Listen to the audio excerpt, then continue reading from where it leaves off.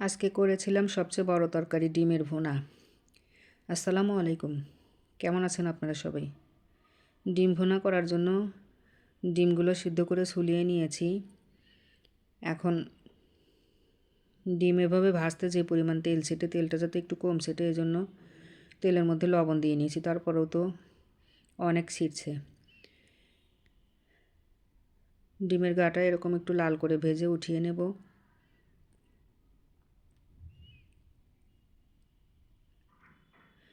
তেলের মধ্যে এখন একটু বেশি করে কাটা পেঁয়াজ আর কাঁচামরিচ ফালি করে রাখা দিয়ে এগুলো লাল করে ভেজে নেব। ডিম ভুনাটা করা খুবই সহজ, কিন্তু খেতে খুবই মজা। আমার মেয়ে আমরা ভীষণ ডিম খেতে পছন্দ করি, ডিম লাভার আমরা।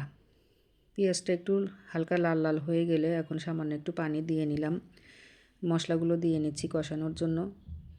সামান্য একটু জিরা পেঁয়াজ বাটা দিয়েছি, স্বাদ মতো লবণ, ধনিয়ার গুঁড়া, হলুদের গুঁড়া, আর বিশেষ কিছুই দিইনি। এখন ভাজা ডিমগুলো দিয়ে নিলাম। কিছুক্ষণ নেড়ে চেড়ে পানিটা শুকিয়ে লাস্টে দিয়ে দেব ভাজা জিরার গুঁড়া।